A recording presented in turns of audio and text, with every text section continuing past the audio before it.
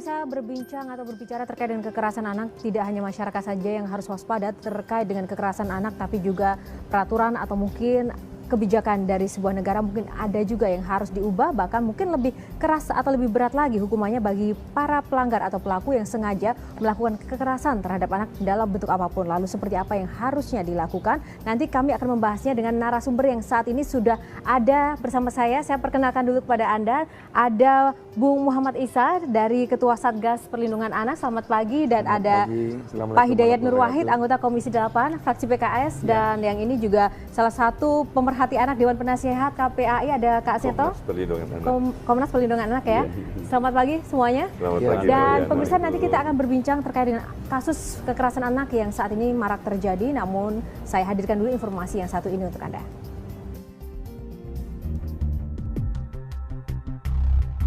Setelah diberitakan hilang pada pertengahan Mei lalu, 1 bulan kemudian Angelin ditemukan tewas. Selain dibunuh dan dikuburkan di rumahnya sendiri, Angelin juga menjadi korban pelecehan seksual.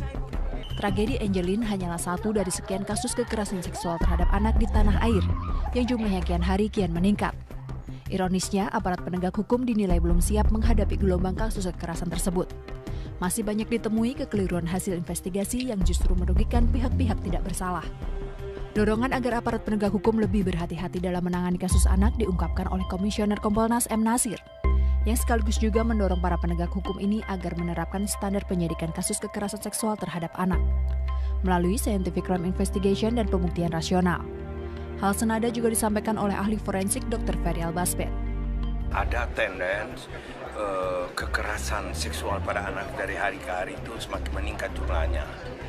Yang pertama, yang kedua, kami juga melihat aparat penegak hukum, apakah polisi, jaksa maupun hakim belum siap, belum terlalu terampil dalam menghadapi menangani kasus-kasus, sehingga banyak sekali terjadi atau ada kita menemukan beberapa kekeliruan atau boleh saya sebut sebagai salah dalam penanganan, ada arah yang salah dalam penanganan. Sebenarnya kalau yang kuat identifikasi pelaku itu kok identifikasi pelakunya itu kan berarti dari sperma, gigi, misalnya dia digigit gitu, terus satu DNA dari tangan, DNA dari mana-mana gitu loh. Angka kekerasan terhadap anak-anak di Indonesia pun jumlahnya tidak main-main. Data yang diperoleh dari Komnas Perlindungan Anak pada tahun 2011 lalu tercatat ada 2.426 kasus. Jumlah ini terus meningkat pada tahun-tahun berikutnya. Di tahun ini saja hingga bulan Mei sudah tercatat lebih dari 339 kasus kekerasan anak, di mana 50% kasusnya adalah kasus dengan kekerasan seksual. Jadi 95% dari penelitian menunjukkan bahwa korban pembunuhan dilakukan oleh orang-orang yang telah mengenal korban sebelumnya. Itu satu. Nah, kenapa anak-anak jadikan sebagai sasaran korban? Karena anak-anak itu berbeda dengan orang dewasa. Anak-anak lebih rentan.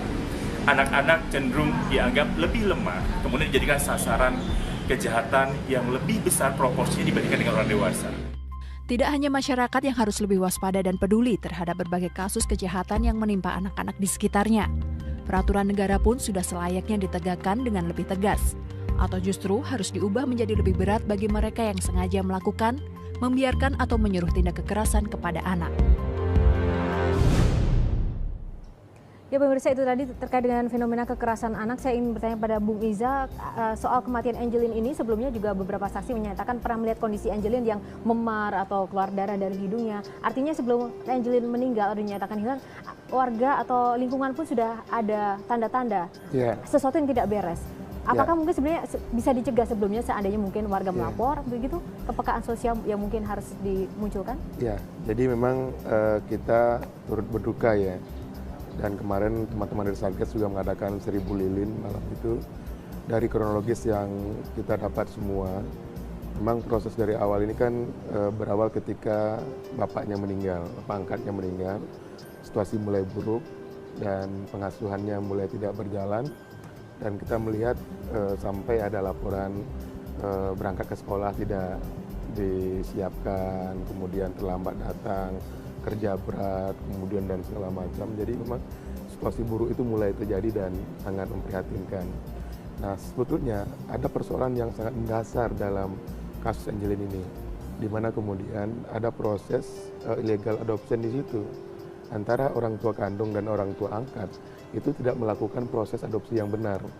Nah, undang-undang kita PP 54 mengatur bahwa adopsi itu kalau orang asing harus dengan intercountry itu Kemensos dan pengadilan. Tapi ini tidak dilewati, hanya melalui akte notaris dicatatkan di situ. Nah, ketika kemudian terjadi persoalan, tidak ada sistem monitoring dari pemerintah. Kalau dia itu melalui tim PIPA, pertimbangan izin pengangkatan anak, itu ada monitoring dari Dinas Sosial ke rumah. Tapi karena nggak ada pelaporan ke pemerintah, tidak ada yang mengawasi sama sekali. Jadi ini membuat kemudian anak ini hidup dalam kondisi yang sangat buruk, dalam situasi di mana ada kepentingan bermain dalam keluarga itu gitu. Ya, lalu Kak Sito, dari apa yang menjadi keterangan dari Bung Isa tadi, apakah sebenarnya di masyarakat kita menganggap bahwa kekerasan kepada anak itu belum menjadi sesuatu kejahatan yang luar biasa? Iya, sebetulnya sudah ya, tetapi kadang-kadang ada hambatan di mana belum disadari bahwa masyarakat bisa bertindak lebih jauh. Artinya masyarakat boleh memperingatkan, masyarakat boleh mencegah atau kemudian melapor kepada polisi. Jadi seolah-olah, wah kalau ada apa-apa itu korbannya sendiri yang harus melapor begitu. Ini yang mungkin harus dikampanyekan. Makanya Mas Ihsan sebagai Ketua Satgas Perlindungan Anak, saya kira sudah mulai menjangkau ke daerah-daerah, menganjurkan kepada Bapak Bupati, Pak Wali Kota misalnya, atau Ibu atau Bapak Bupati atau Ibu Wali Kota untuk membentuk Satgas Perlindungan Anak di setiap RT RW. Sehingga ini anggotanya adalah masyarakat sendiri, dan kemudian selain kampanye bahwa kekerasan terhadap anak harus dicegah, kemudian masyarakat boleh menegur atau memperingatkan kalau ada kekerasan, itu juga segera melapor kalau memang itu terjadi. Itu bisa dilakukan. Begitu. Ya, baik, dan saya juga ingin bertanya pada Pak Hidayat, seperti apa pengawasan dan juga apa yang nanti memang harus dilakukan, namun jangan dijawab dulu Pak Hidayat, kita akan kembali lagi selepas jeda pariwara berikut ini. Pemirsa, tetaplah bersama kami dalam Bincang Pagi.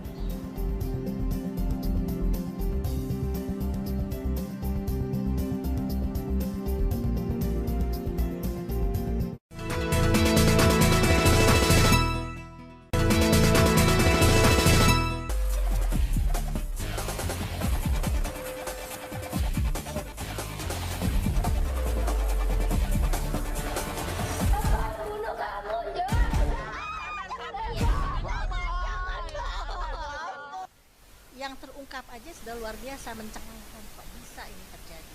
Sementara yang tidak terungkap, saya yakin masih sangat banyak. Mengingat apa? Ya, kalau kita lihat Undang-Undang Dasar 45 bahwa fakir miskin dan anak terlantar harus dipelihara oleh negara.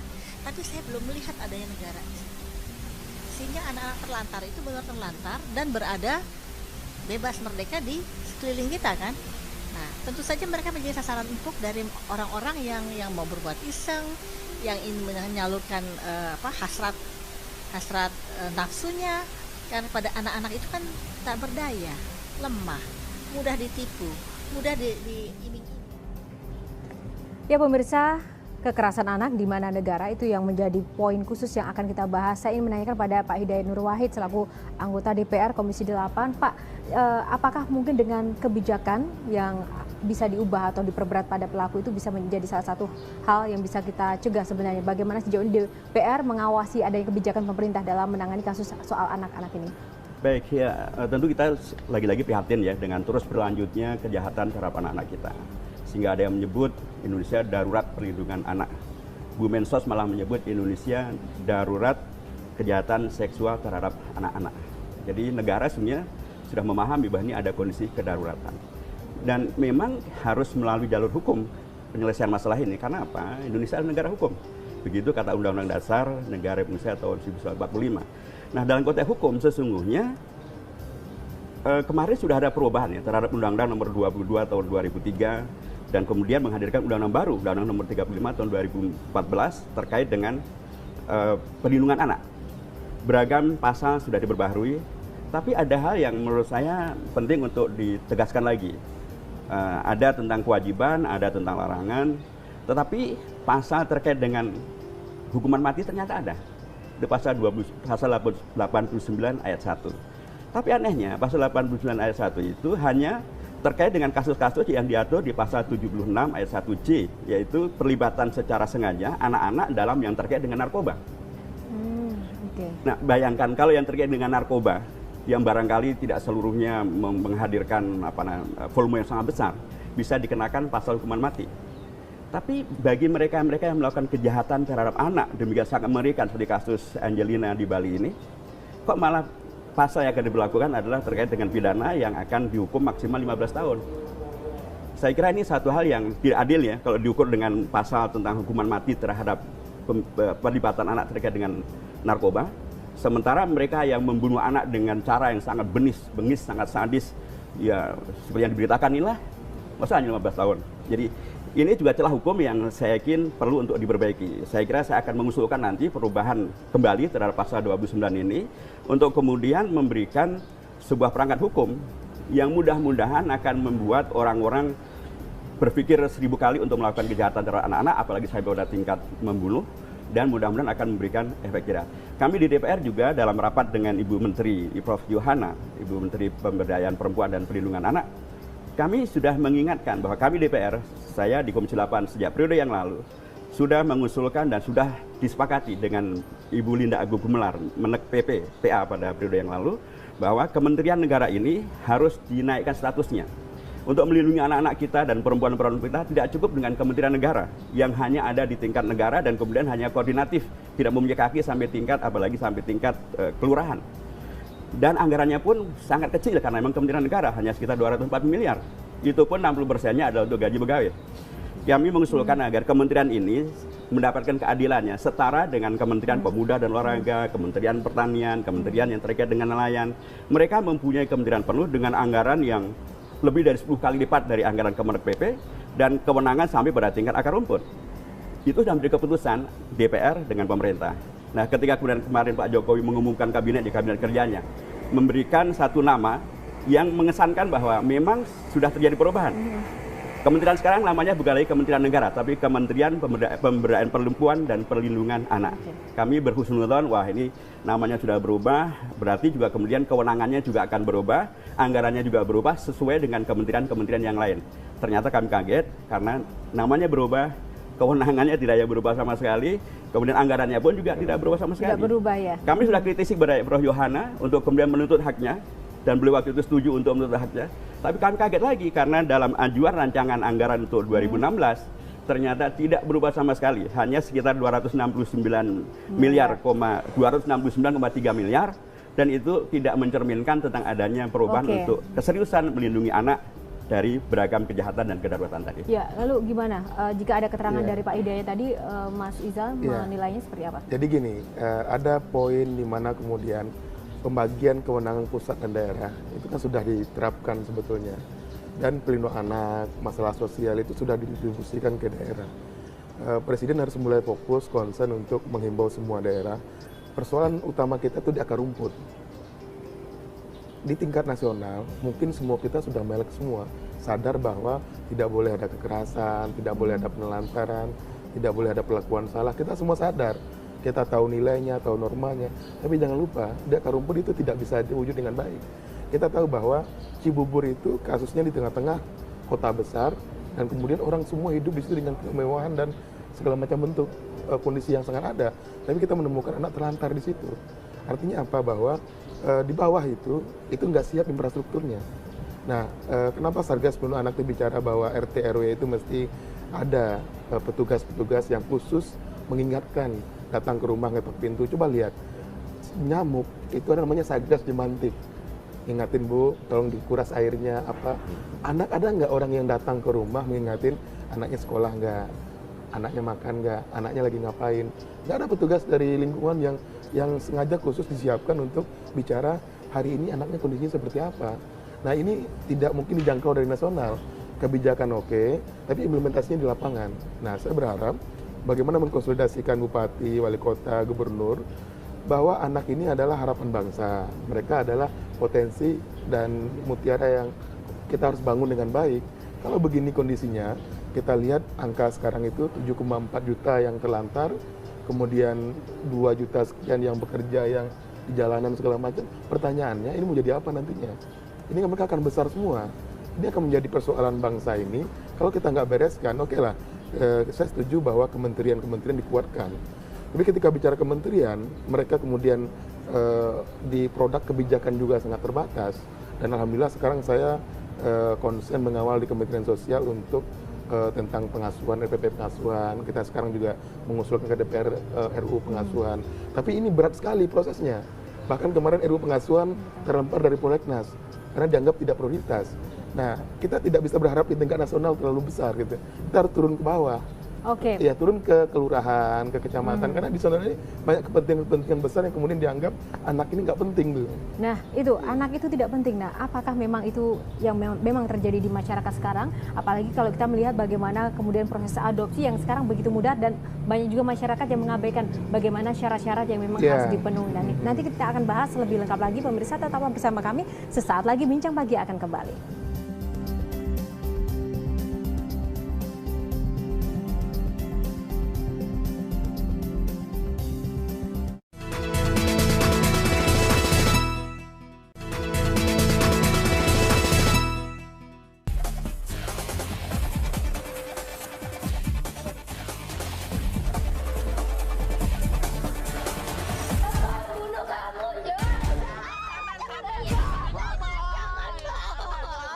Sebetulnya harus melalui dinas sosial. Dinas sosial akan mengirim tim untuk melakukan visitasi minimal 3 kali untuk melihat kelayakan seseorang yang mau mengadopsi. Kalau tidak dibangun kehati-hatian seperti itu, anak ini bisa dieksploitasi di dalam bentuk trafficking. Karena ini juga sudah pernah terjadi. Oleh karena itu, pada tataran ini kita melihat rupanya ada proses yang memang dilewati.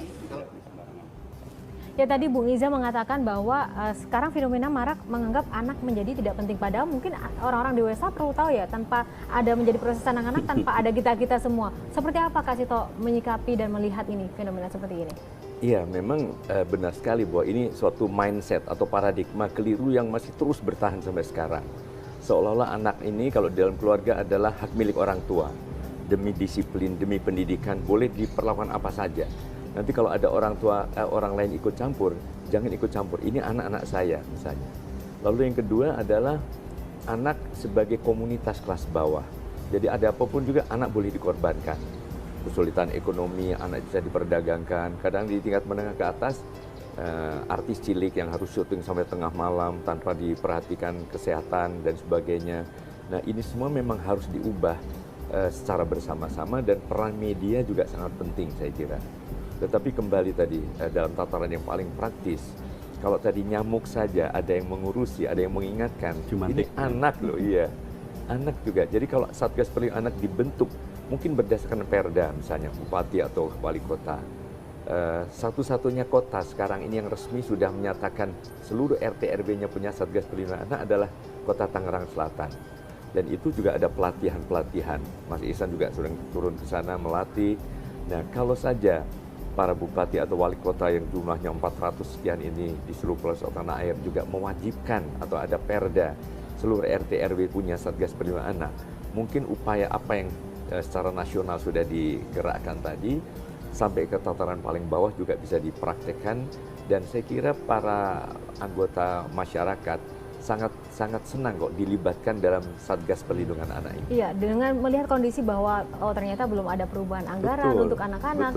Secara konkret program seperti apa sih agar masyarakat kita juga lebih tahu terhadap fenomena di sekitar, khususnya terkait anak-anak, yang mungkin dapat membantu atau mencegah kekerasan terhadap anak itu terjadi? Ya, lembaga-lembaga yang ada ini ya terus, sebenarnya dari Komnas Perlindungan Anak aktif melakukan semacam seminar, talk show, pelatihan-pelatihan baik kepada orang tua maupun kepada guru. Karena kekerasan juga terjadi di sekolah. Jadi memang kepedulian ini seluruh pemangku kepentingan perlindungan anak, termasuk ada polisi sahabat anak misalnya juga terjun ke lapangan, ada asosiasi pengusaha yang peduli pada anak misalnya. Jadi semua memang harus digerakkan sehingga mungkin kita masih punya Inpres juga kan, Inpres nomor 5 tahun 14 yang kaitannya dengan stop kekerasan seksual terhadap anak. Tapi mungkin kalau tahun 97 Presiden Soeharto waktu itu mencanangkan Gerakan Nasional Perlindungan Anak, itu suatu gaung yang besar sekali. Kalau misalnya 23 Juli nanti kembali dicanangkan Gerakan Nasional Stop Kekerasan dan Kekejaman terhadap Anak misalnya, saya kira semua juga akan bergerak. Gerakan baik media, baik LSM, baik semua unsur dalam masyarakat. Apalagi kasus Angelin ini sangat-sangat membuat orang tertuju pada suatu momentum yang sangat tepat sekali untuk menggerakkan kembali masyarakat. Ya, ini Pak Hidayat masih ada waktu sampai dengan nanti 2016. Apakah masih mungkin DPR kemudian mendorong lebih lagi agar kementerian sekarang menerapkan kebijakan yang sudah disetujui pada periode sebelumnya atau mungkin meningkatkan anggaran untuk anak-anak? Ya, dari sisi kewenangan kami di DPR untuk melakukan kontrol, pasti akan kami kontrol, kami akan koreksi, kami akan kritisi. Tapi pada akhirnya terpulang kepada menteri maupun kepada negara untuk melaksanakan apa yang menjadi kewajiban mereka setelah dikontrol oleh DPR, setelah diberikan masukan oleh DPR, dikritik oleh DPR. Karena memang sesungguhnya di Indonesia ini juga ada Inpres nomor 5 tahun 2014 tentang Gerakan Nasional AKSA, anti kekerasan seksual terhadap anak. Kalau dibaca undang-undang Inpres ini sangat rinci sesungguhnya apa yang harus dilakukan oleh Menko, oleh Menteri, oleh Gubernur, oleh Bupati, semuanya terpapar di sana. Atau mungkin dorongan dari DPR kurang keras begitu? Kurang keras apa Mbak? Sampai pada tingkat kami meyakinkan Menteri untuk mendapatkan persetujuan agar kemudian dari sisi nama pun dirubah. Dan agar kemudian dana itu juga bisa ditingkatkan, termasuk juga karena kewenangan bisa ditingkatkan. Sudah disetujui, Menteri sudah setuju dalam rapat kerja dengan DPR. Tapi berikutnya, ya ini harus terus kami, nanti dalam rapat kerja dengan Ibu Menteri pada waktu yang terdekat, pasti ini akan kami kritisi. Tapi harus kami tegaskan juga bahwa terkait dengan adopsi, kalau kita merujuk pada Undang-Undang nomor 35 tahun 2014, jelas disebutkan di sana bahwa kalaupun adopsi itu harus dalam rangka kepentingan anak, bukan kepentingan orang tua yang mengadopsi. Satu. Nomor dua juga yang harus diperhatikan adalah antara yang mengadopsi dengan yang diadopsi harus satu agama. Tidak boleh agama yang lain, karena itu akan menjadi permasalahan berikutnya, menghilangkan jati diri dan lain sebagainya. Nah, itu menjadi poin penting nanti sejauh mana adopsi dan prasyarat yang memang harus kita perhatikan bersama agar tidak terjadi kasus-kasus seperti Angelin ini. Dan nanti kita akan bahas lebih lanjut pemirsa, tetap bersama kami, kita jeda dulu bersama Bincang Pagi.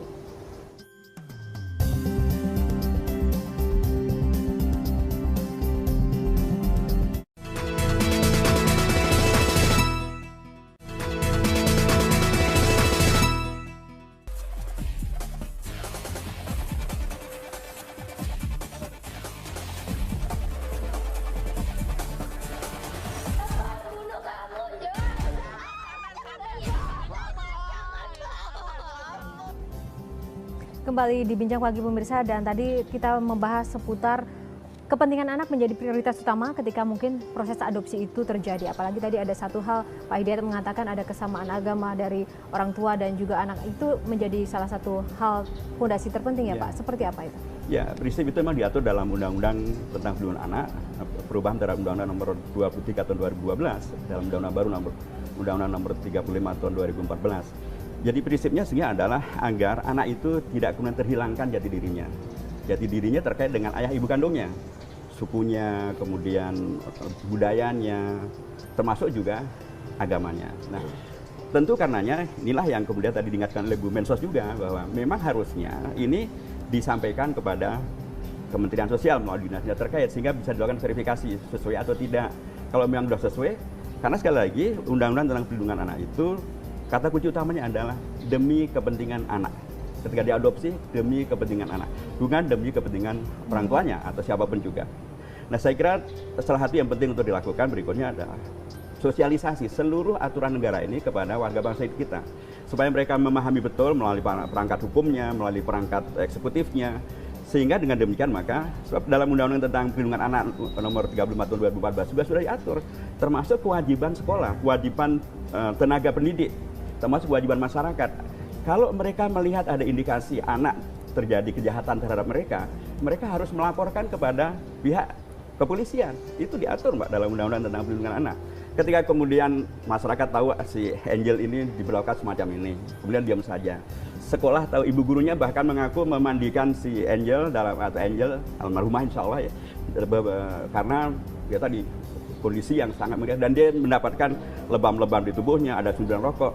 Ini harusnya memang segera dilaporkan. Itu diatur dalam Undang-Undang tentang Perlindungan Anak. Nah, ini saya kira kembali menghadirkan sebuah pengingatan yang sangat serius agar negara menghadir untuk mensosialisasikan ini semuanya, masyarakat untuk melakukan kewajiban-kewajibannya, lembaga pendidikan melakukan kewajiban-kewajibannya. Sebab dalam Undang-Undang tentang Perlindungan Anak nomor 35 tahun 2014 juga ada sanksi. Kalau kejahatan terjadi kepada orang tua ataupun pengasuhnya ataupun pengadopnya atau tenaga pendidik, hukumnya ditambah sepertiga dari yang diberikan kepada yang lain loh. Tentu maksudnya bukan untuk mengancam, tapi ini adalah sebuah tanggung jawab yang sangat keras yang harus dilakukan karena anak-anak kita harus kita lindungi bersama sejak di rumah, di masyarakat, juga di sekolah. Efek jerah ya, apalagi ketika ada ilegal adopsi. Ada persoalan mendasar di sini di PP 54 tentang pengangkatan anak itu diatur tentang adopsi itu. Angelin ini kan anak angkat. Jadi kita mengenal ada dua model. Satu intercountry, orang asing yang mengangkat anak orang Indonesia. Satu domestic adoption atau orang lokal yang mengangkat anak. Nah, untuk orang asing ini itu ada ketentuan sangat berat buat mereka. Ada proses 6 bulan, ada kemudian tim PIPA. PIPA itu pertimbangan izin pengangkatan anak yang sidang untuk menentukan semua kementerian lembaga hadir di situ, kemudian dibawa ke pengadilan ditetapkan, baru dia kemudian sah sebagai anak angkat. Nah, sedangkan dalam ketentuan PP 54 mengatakan tidak boleh mengangkat anak yang sudah punya anak lebih dari satu. Dia punya anak dua, nggak boleh ini. Terus yang kedua, usianya hanya bisa boleh masuk 30 sampai umur 55 tahun. Di atas itu nggak boleh mengangkat anak. Nah, kemudian yang ketiga di situ juga agama ditegaskan nggak boleh beda agama. Dan ada ketentuan lain yang kemudian mensyaratkan dia tidak boleh angkat anak. Apapun caranya, Angel ini nggak bisa untuk angkat anak sebetulnya. Ilegal ya? Ilegal ini. Terus yang berikutnya, kita punya dua domestik itu pengangkatan adat kebiasaan sama undang-undang. Undang-undang ke pengadilan, ada kebiasaan ke pengadilan. Tapi persoalannya, proses ini karena dianggap sulit oleh warga, oleh masyarakat, dia seringkali anak langsung dibawa ke rumah.